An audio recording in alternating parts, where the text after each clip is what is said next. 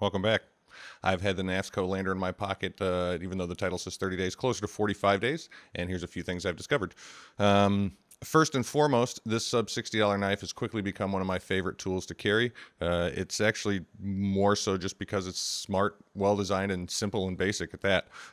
They did use ball bearing pivots as opposed to just some copper washers, so that's definitely part of the smart design and where your money is going the furthest for you.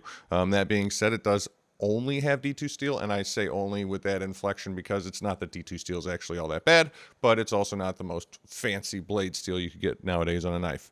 And it's incredibly fast to swap the scales. I'll have a video for that in moments only. In the month and a half that I've owned this knife, they have put out an array of G10 scales directly from Knafs. They also have micarta scales that are more expensive than the knife itself, and some really funny design ones that I'll just throw up on the screen just so you have an idea of what they're working with. They've also been a few hobbyists who've put out their own, and I've been lucky enough to be reached out to. I actually reached out to Barnescraft Designs off of Etsy, and he was kind enough to send me a couple sample scales. I'll do a full review on those separately, but I'll show them right now. Speaking of swapping scales, I would be a little bit faster in this video that we're showing here, but I happen to have a little bit of strong coffee prior to doing the scale swap, and it still took me under 5 minutes, even though you might notice I have a case of the yips while I'm doing it. It's got the yips. So I wouldn't recommend having strong coffee prior to swapping the scales, but it wasn't that bad. I think that's one of the bigger differences too. Again, it's a straightforward knife. It's a flat grind, drop point, D2 blade, and you can get in black or stonewash, which you see those two options here. And I've got it mixed with a bunch of other knives. Civivi Elementum, Benchmade Bug Out Mini, and the R2D2, the scale Rat 2 and D2 steel. All but the Benchmade Bug Out are all D2 steel, and they're all around that $40 to $60 price point. The Benchmade Mini Bug Out is well over $100, but it is S35, might even be S35V. Yeah, there you go. So the array of knives that's available that fit this simple design, there's so many more than what I have here, but this is kind of like a quick sample of some of the ones that I have in my collection, so you can't really go wrong. But what sets it apart is the choice of design materials and the idea behind the design. You know, it's more knife owner centric than it is trying to look aesthetically pleasing or any of that factor, even though they did make these sweet Mexican blanket knives scales, and they're pretty hilarious. They also have them in my cart, but I think those are like $75, and I didn't want to make that purchase just yet. Like I said, flat D2 black and stonewash from factory. It's either going to come with the blue scales, or they have some G10 scales that normally come with this one from factory. Though, as I've said, there's quite a few aftermarket options, and we'll get into that a little bit more later. It also offers an ambidextrous pocket carry, but it only is a tip-up carry. I think, again, the biggest difference in the specs comes down to the ball bearing pivot choice as opposed to the copper washers, but you'll notice that instantly out of box the first time you flick the knife, how good it feels.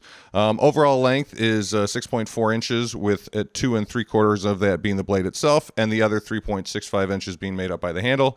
The lander weighs in at 2.4 ounces, and that's with the OE scales and hardware. So if you end up changing it out, I can't necessarily tell you what it's going to weigh, but right when you order it from Knafs or from one of their affiliates, that's what it's going to end up running you. And I will have an affiliate link to order it directly from Knafs off Amazon, so please click that below, and I appreciate it.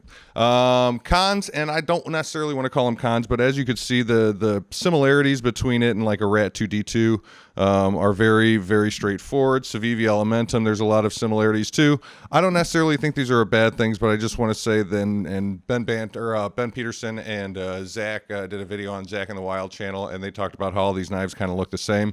But at the same time, it depends on what you're buying it for, what you're using it for, and what your budget is. So I'd say if you have around $50 to $60 to spend on a knife, I love the Knafs Lander because, again, it's D2 steel, so it's a nice steel choice, ball bearing pivots, and you have this quick swap scales, which makes it kind of fun. And they even made the 3D files available to everyone, so you could 3D print them.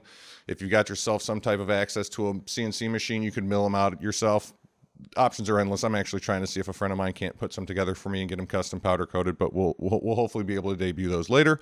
I'd rate the fidget factor a B on this. It's probably even closer to an A because of the ball bearing pivots, but it's just a standard liner lock, which gives great lockup, by the way. But it's nothing special, nothing too crazy out of the box.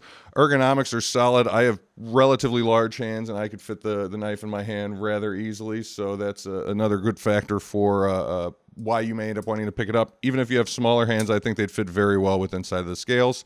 The factory edge was rather sharp, and it seems like it's retained its edge rather well too.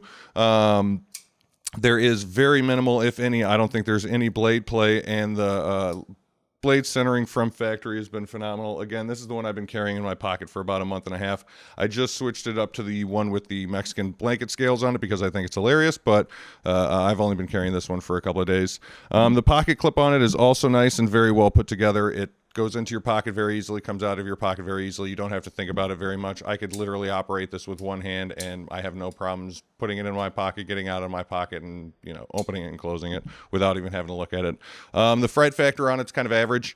If you have a pink scale on it, that might bring it back down, and I also think the Mexican blanket scale might bring the fright factor down because it might end up just developing more questions than it does people being afraid of you busting out a knife to open up your box.